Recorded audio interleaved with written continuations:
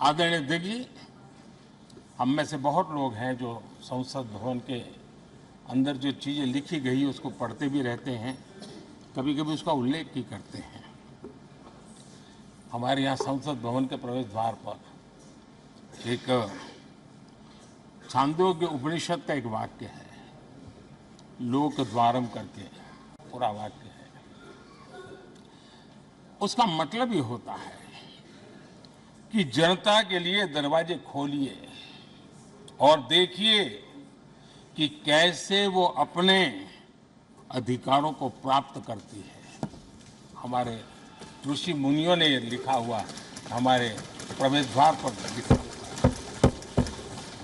हम सब और हमारे पहले जो यहां रहे हैं वो भी इस सत्यता के साक्षी है। आदरणीय अध्यक्ष जी, समय रहते जैसे जैसे वक्त बदलता गया, यह हमारे सदन की संरचना भी निरंतर बदलती रही है और अधिक समावेशी बनती गई है। समाज के हर वर्ग का प्रतिनिधि विविधताओं से भरा हुआ इस सदन में नजर आता है। अनेक भाषाएं हैं, अनेक बोलियां हैं, अनेक पहरवेश हैं, अनेक खान-पान है।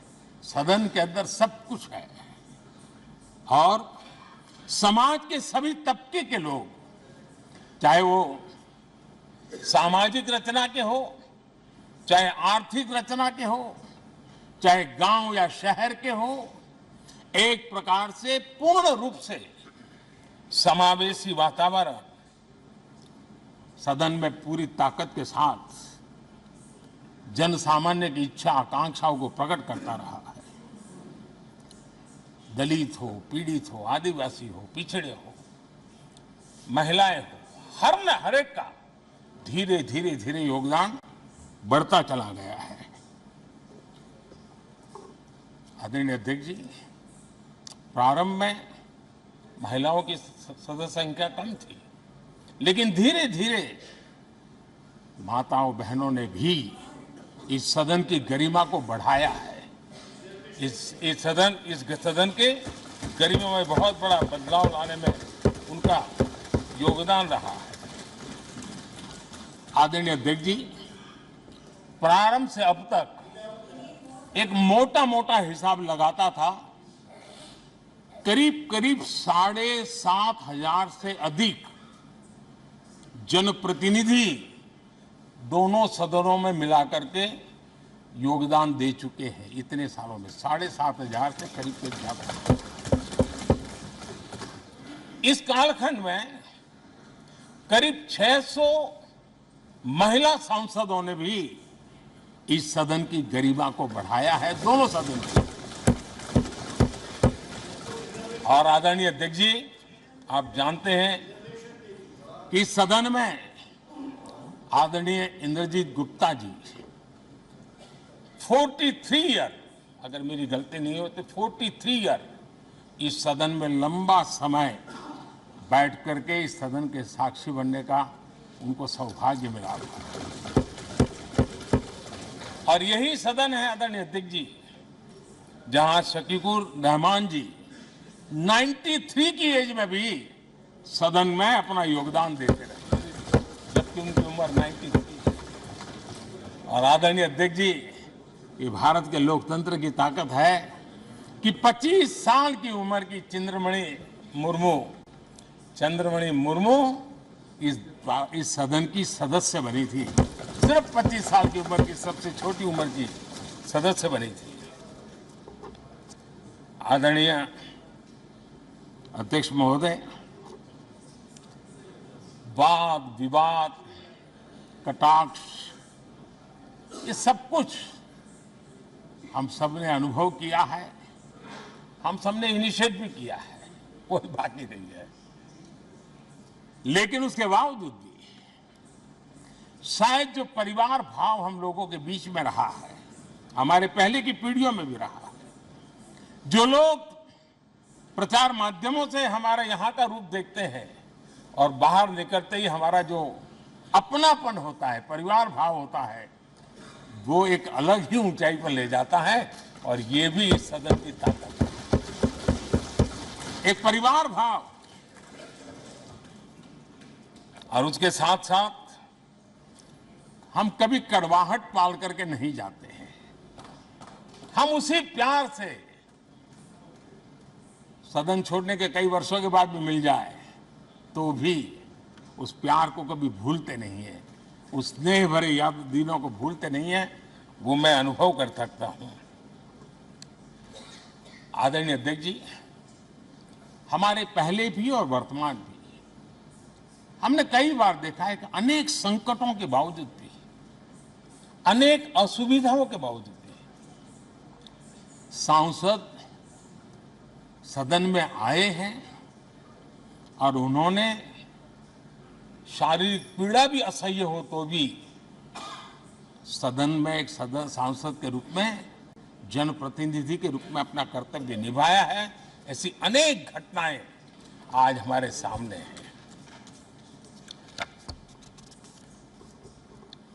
गंभीर गंभीर बीमारियों के बावजूद भी कोई व्हीलचेयर में आना पड़ा, किसी को डॉक्टरों को बाहर खड़े रख करके अंदर आना पड़ता, लेकिन सभी सांसदों ने कभी न कभी इस प्रकार से अपनी भूमिका निभाई। कोरोना काल हमारे सामने उदाहरण है। हर परिवार में रहता था कहीं बाहर जाए तो मौत को बुलावा न दे दे, उसके बावजूद भी हमारे माननीय सांसद दोनों सदन में कोरोना काल के इस संकट की घड़ी में भी सदन में आए, अपना कर्तव्य निभाया। हमने राष्ट्र का काम रुकने नहीं दिया। आवश्यकता पड़ी, डिस्टेंस रखना भी था और बार बार टेस्टिंग भी करना पड़ता था। सदन में आते थे लेकिन मास्क पहनना पड़ता था। बैठने की रचना भी अलग अलग की, समय भी बदले गए। हर चीज के साथ राष्ट्र का काम रुकना नहीं चाहिए, इस भाव से सभी सदस्यों ने इस सदन को अपने कर्तव्य का महत्वपूर्ण अंग माना, संसद को चलाए रखा। और मैंने देखा है कि इस सदन से इतना लगाव लोगों का रहता है कि पहले कभी हम देखते थे कोई 30 साल पहले सांसद रहा होगा, कोई 35 साल पहले रहा होगा, लेकिन वो सेंट्रल हॉल तो जरूर आएगा। जैसे मंदिर जाने की आदत होती है वैसे इनको सदन में आने की आदत है। इस जगह का लगाव बन जाता है, एक आत्मीय भाव से जुड़ाव हो जाता है। और ऐसे बहुत से पुराने लोग हैं जो आते जाते हुए मन करता है जरा चलो एक चक्कर काट ले। आज उनका जनप्रतिनिधि के नाते दायित्व तो नहीं है, लेकिन भूमि के प्रति उनका लगाव हो जाता है। ये सामर्थ्य होता है इस सदन का। आदरणीय अध्यक्ष महोदय, आजादी के बाद बहुत बड़े बड़े विद्वान लोगों ने बहुत आशंकाएं व्यक्त की थी, पता नहीं देश का क्या होगा, चल पाएगा कि नहीं चल पाएगा, एक रहेगा कि बिखर जाएगा, लोकतंत्र बना रहेगा नहीं, 50। लेकिन इस देश की संसद की ताकत है कि पूरे विश्व को गलत सिद्ध कर दिया और ये राष्ट्र पूरे सामर्थ्य के साथ आगे बढ़ता रहा। और इस विश्वास से कि हम भले आशंकाएं होंगी, घने काले बादल होंगे, लेकिन सफलता प्राप्त करते रहेंगे। और ये हम सब लोगों ने, हमारी पुरानी पीढ़ियों ने मिलकर के इस काम को करके दिखाया है, इसका गौरवगान करने का ये अवसर है। आदरणीय अध्यक्ष जी, इसी भवन में 2 साल 11 महीने तक संविधान सभा की बैठकें हुई और उसने देश के लिए एक मार्गदर्शक जो आज भी हमें चलाता है, हमारे संविधान दिया।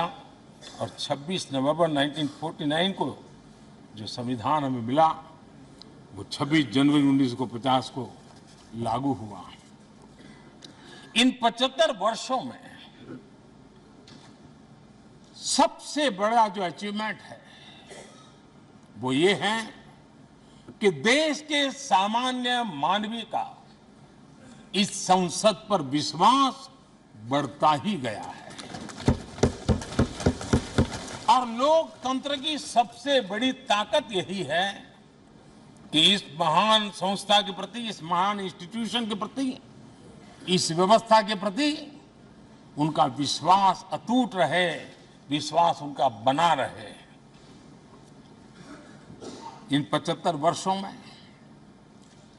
हमारी संसद ने जन भावनाओं की अभिव्यक्ति का भवन भी बना दिया।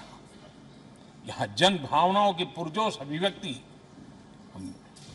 और हम देखते हैं राजेंद्र बाबू से लेकर डॉक्टर कलाम, रामनाथ कोविंद और अभी द्रौपदी मुर्मू जी, इन सब के संबोधन का लाभ हमारे सदनों को मिला है, उनका मार्गदर्शन मिला है। आदरणीय अध्यक्ष जी, पंडित नेहरू जी, शास्त्री जी, वहां से लेकर के अटल जी, मनमोहन सिंह जी तक एक बहुत बड़ी श्रृंखला जिसने इस सदन का नेतृत्व किया है और सदन के माध्यम से देश को दिशा दी है, देश को नए रंग रूप में ढालने के लिए उन्होंने परिश्रम किया है, पुरुषार्थ किया है। आज उन सबका गौरवगान करने का भी अवसर है। आदरणीय अध्यक्ष जी, सरदार वल्लभ भाई पटेल, लोहिया जी, चंद्रशेखर जी, आडवाणी जी, न जाने अनगिनत नाम, जिन्होंने हमारे इस सदन को समृद्ध करने में, चर्चाओं को समृद्ध करने के लिए देश के सामान्य से सामान्य